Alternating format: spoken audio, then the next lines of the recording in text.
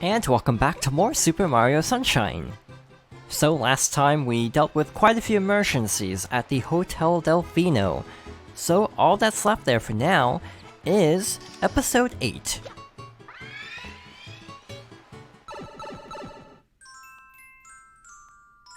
Red coins in the hotel.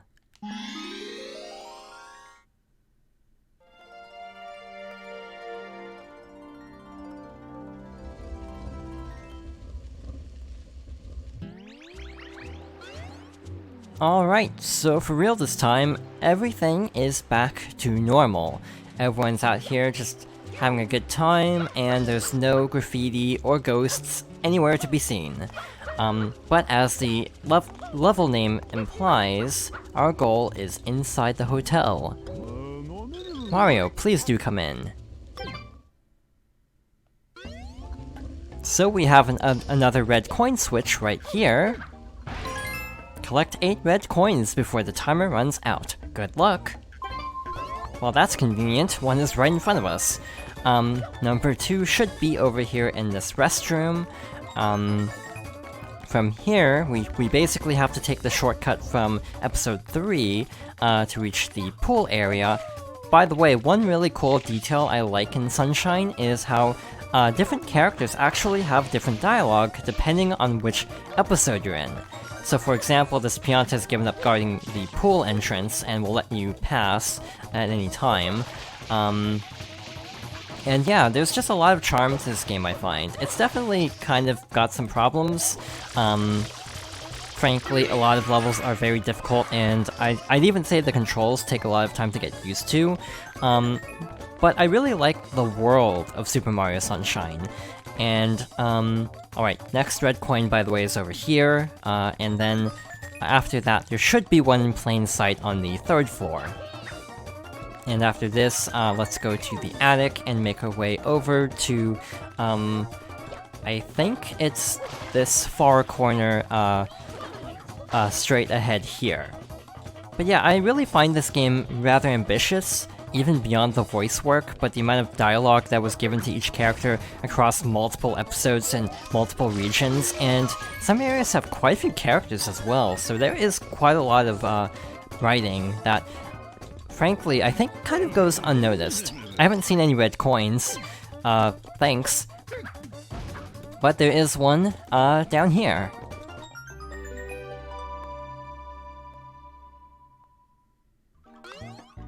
And with that, we have collected the 8 red coins of the hotel. But yeah, like, the different residents, or different guests of the hotel do have quite a lot of things to say about the various problems in each episode. What in the world are you running around for?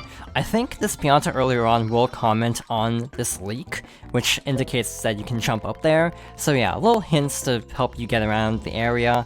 But with that, we have all 8 red coins, so let's collect our prize.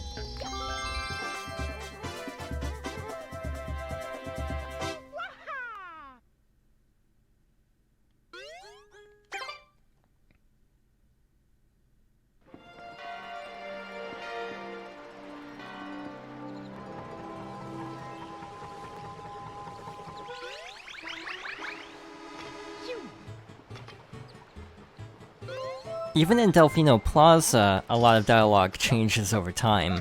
Obviously, like those Piantas looking up into the light will comment on it, but other conversations will change as well. Like these two Piantas down here arguing basically move around the plaza, and will have different things to say every time you talk to them, as new areas get unlocked in the plaza.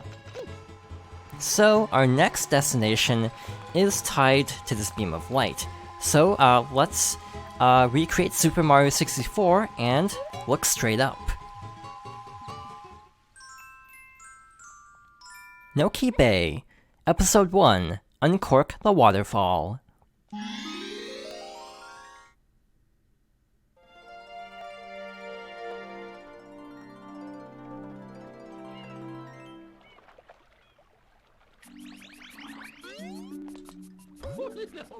Ah, welcome, Master Mario, I presume. We have heard much about you, yes, and all of it good. As for me, I'm just an old man who loves nothing but fishing. But lately, I have had a terrible problem. Please look up there.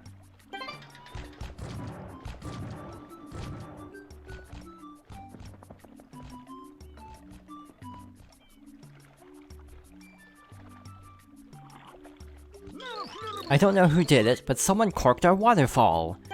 This no doubt is why our lovely bay has become polluted. And I can't even fish, and so I asked for your help. Yank that cork. Please fulfill this old man's wish. What's that? You'll do it? Oh, thank you. Thank you so much. I knew I could count on you. Just beware that guy in the cork. And welcome to Noki Bay. This is probably the most vertical level so far. By the way, the water is very poisonous, so let's not fall in. So our goal is to make it to the top of this waterfall, or where the waterfall would be. So you're supposed to use this jar to raise the platform. You can't just spin jump past it. Similarly, you're supposed to spray this wall to make a platform appear, but in a lot of cases we could just use wall jumps and spin jumps and F.L.U.D. to basically bypass having to do a lot of the intended route of this level. This is actually kind of a fun level, but also kind of a scary level because of the verticality. If you fall down, obviously there's not really a great way to get back to where you were. So you have to be really careful, especially in this particular episode while everything is covered in paint. By the way, this is regular paint again, so no worries about electricity. This jump here, I wonder if I can actually make. It doesn't even seem I can side flip off this. Maybe they thought of that. So when we actually spray the graffiti off the wall, basically parts of the cliff will be restored. So using the different areas that we can bring back, it's much easier, but yeah, if you position specific jumps in certain ways, it is possible to skip quite a lot. And also once the graffiti is gone in future episodes, all of the cliffside will be restored. Oh, are you Mario? That guy down there is my teacher. I mean, my grandpa. That cork is farther up ahead. Be careful though, there's a weird guy perched on top of it. He'll start tossing explosives at you if you get too close. I thought you might need help, so I got you this springboard. If you spray it, it'll shrink and be easy to carry. Please use it. In episode 2, people actually use the spring to clip inside the cliffside in order to skip a boss fight. I'm actually really bad at this trick, so we won't be showing it. But it is worth noting, if you want to speedrun the next episode, that is a viable way to skip quite a bit. So we have another Monty Mall fight. That was weird, I got hit by an enemy and threw the bomb. By the way, these bomb bombs are unique, because they're kind of digital. Like, they kind of look like they have little pixel screens instead of just eyes.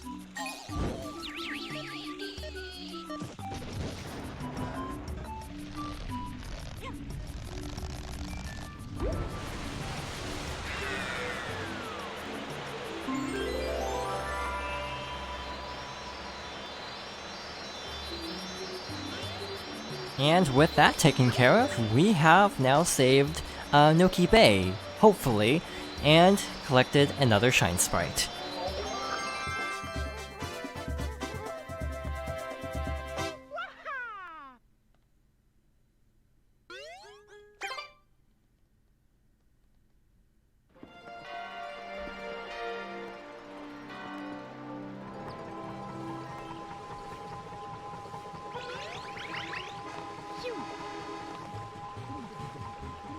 So every time you want to re-enter Noki Bay, you basically have to repeat this process of looking at the sun.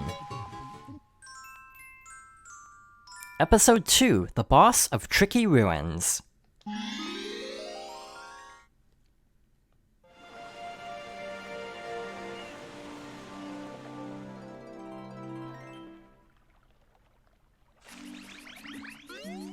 So the waterfall is back to normal, but everything is still very polluted, so there must be something else going on. For now, we actually aren't going to worry about that. We are instead going to go over here where we have a bit of a platforming challenge. Excellent, way to go, Master Mario! You have returned our waterfall to normal, bravo! What's that? The ocean's still dirty? Strange. It looks like my theory was way off. That's okay, I think I've got a lead on the real cause. Now this may not seem like much of a reward, but I'm going to reveal to you one of Noki Bay's deepest secrets.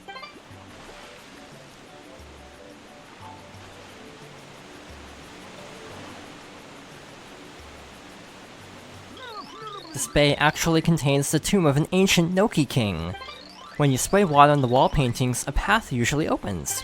It's almost like magic, and one path leads to a hidden Shine Sprite. Honest, this is all true, maybe? Alright, so the wall painting in question is that spot there, and we have a large pathway that we have to wall jump up.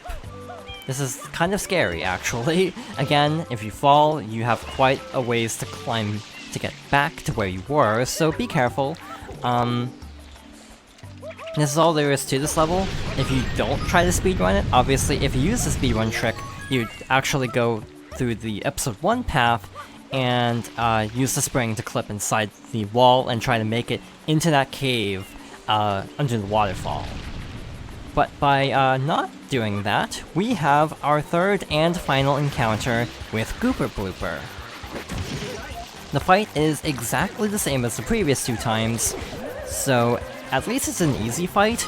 I feel like in my case, since I'm not trying to speedrun it, this isn't actually that much slower than trying to do the trick, so we might as well just do this fight the legit way, like so.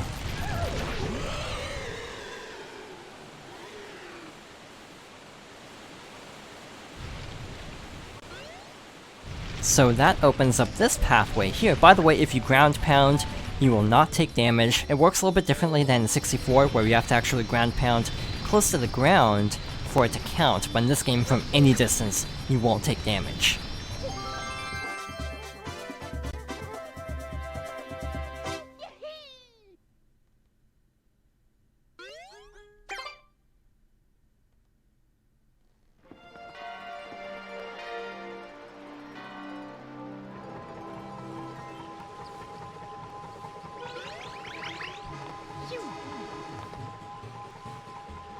The next 2 Shine Sprites in Noki Bay kind of go together, so I think we'll actually save those for next time.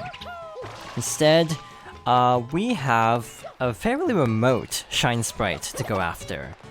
For this, we need the rocket nozzle, and we need to make our way past the cannon to Peanut Park. So, over in the distance, there are a bunch of palm trees jutting out of that cliff, and that is our destination for now.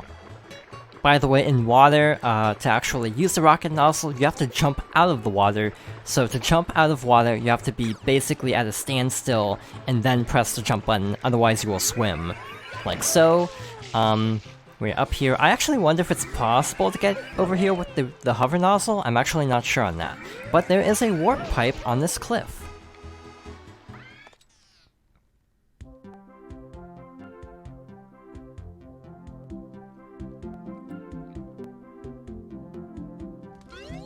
And we have a secret area.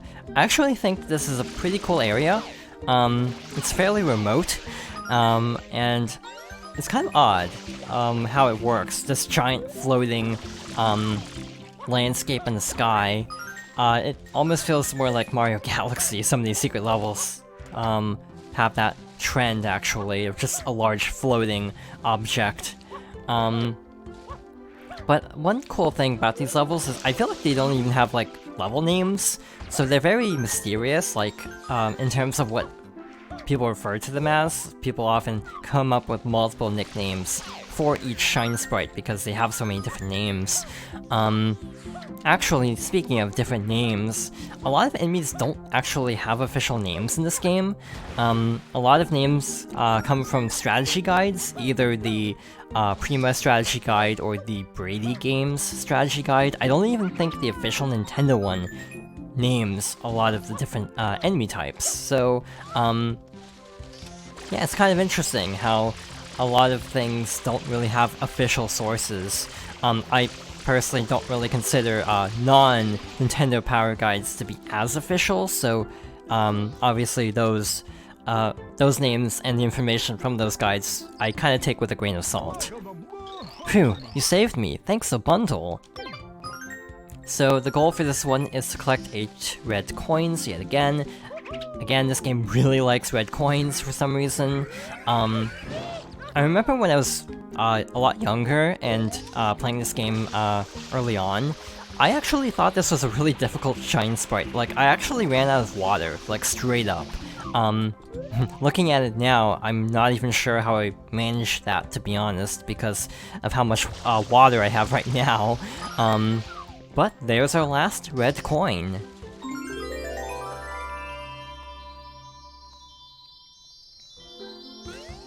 By the way, that could be seen as a hint. Basically, different colored birds have coins of that respective color, so blue birds will have blue coins, so keep that in mind for later.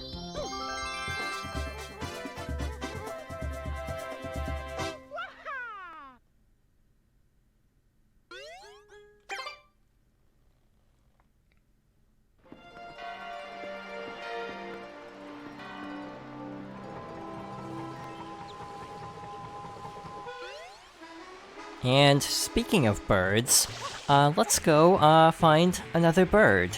So off in the distance there is an island with a warp pipe and a campfire. So one thing worth noting in this game is that if you turn off the game, you keep all your lives. So in other games your lives are set to usually 4 or 5. In this game you keep your lives, so it might be worth it to grind a bit. This little campfire here will have an extra life every time, until the end of the game. I was shipwrecked and washed up here 3 years ago. I often think about the far shore, but I can't swim. I've never left this little island. Isn't that just awful?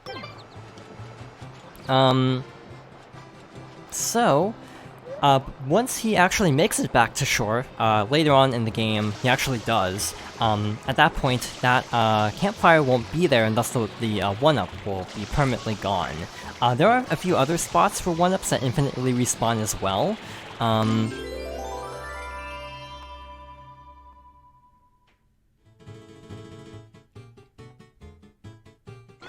That's really far away. But there's one near the Peanut Park Canyon underwater. There are a couple in the sewers. We haven't really explored the sewers beyond getting that one shine sprite though, so I actually don't remember where those are. There are blue coins down there as well, so we will be going through the sewer system a bit more later on.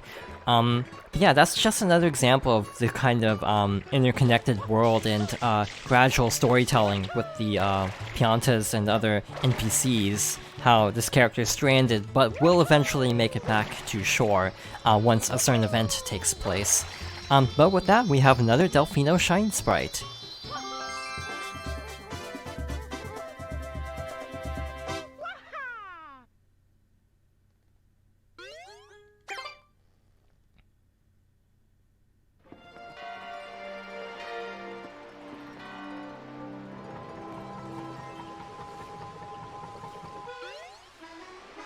So, next time we'll head back to Noki Bay and investigate the source of the water pollution.